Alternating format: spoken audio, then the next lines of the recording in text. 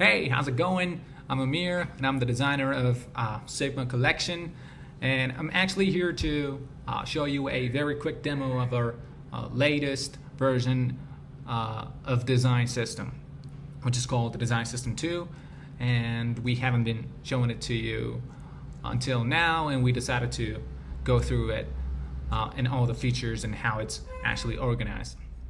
So the whole point with the Design System 2 was to not only expand the component set, which we previously had on the first version, on the foundation model, but at the same time we knew that there's something really crucial about the design systems, and that's documentation, which helps you to organize all these components and then let you to communicate them between your team and across your teams.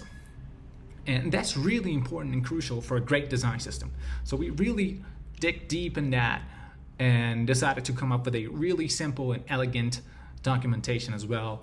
And of course we have the previous features in this version 2, like Figma Variables, so it's really easy to customize each and every single component. We have light and dark mode, and still our beloved onMaterial mode, and I'll be actually going through these one by one. So let's get started real fast.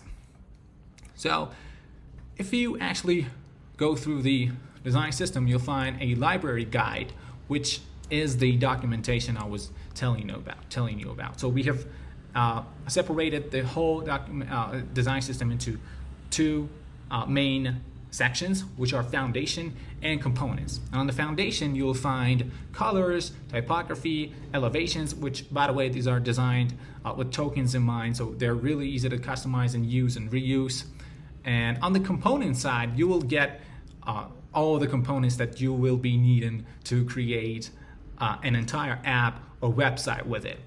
And the point with all these components, just like the previous version, is that we wanted to design every single one of them to be just right, like just right spacings and sizings and all that stuff. And we designed them to be really simple, because it's about the details, as you know. Like when they add up, they will create this really intuitive and clutter-free interface. I really love that. So I'm just going through the different sections of the components. You can see navigation and search, status, and all the other parts that you can go through and explore. And these are really organized really well. And if I want to, for example, show you what will be inside of one of these sort of component sets, you can see that the guide here is really clean, is really simple, and it goes in depth of the different states of the components and how kind of they should be used, and some of them even have some examples. We'll be actually adding to the examples over time, but for now some of these only have these visual examples as well. And if you see, we've even embedded a sort of a link button that will direct you to the component set, which is actually needed for in the Figma file. So if you click on it, you'll get straight to the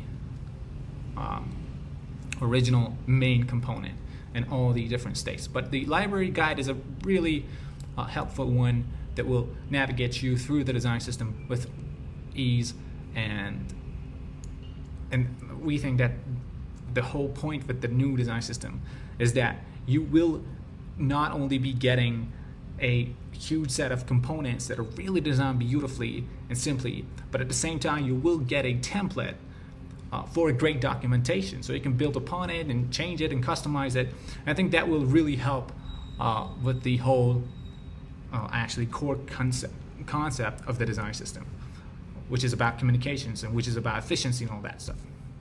So it was actually real fast walkthrough of the whole design system, but to actually go through some of the previous features, I'm going to show you for example, the Figma Variables, which make these components really easy to use. So if I just click on it and get it out here, you can see that there are all these options. You can easily click on them, different states, and icons are really easy to customize. And we still, as I told you, have the, actually let me remove this one and pick up something else.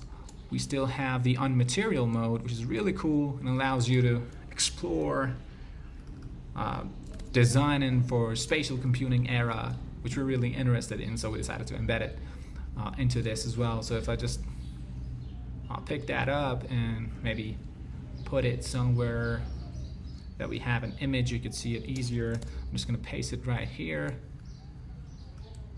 So if I take this one here too, you can see that if I want to change, okay, let me add this sort of white rectangle for it too.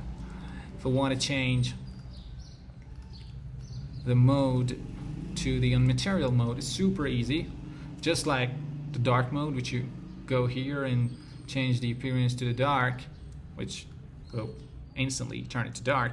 You can also click on this onMaterial mode, which is easy as a switch, like turning on a switch, and it will turn to onMaterial mode. So when you actually put it somewhere on the screen, you can see that it has this beautiful glass-like surface that actually gives this depth to the whole interface.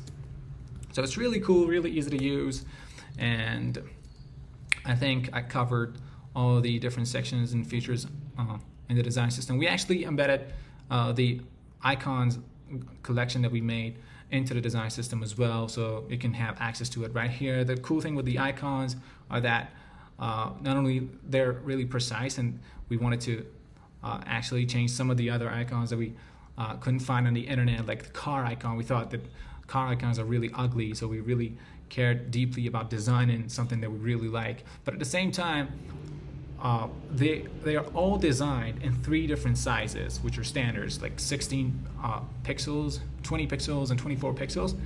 And at the same time, they have fill and line mode, which are really useful. And if you look at it here, the variables, you can easily change the different modes and sizings and all that stuff. So it's really easy. Okay, so I guess that's it. And I hope you actually enjoy using this design system as much as we do. And I hope you find it interesting as well. So I guess this is it. I hope you have a really great day, and I hope actually to see you creating some really cool stuff with this. And yeah, that's it. Hope you have a great day. Goodbye.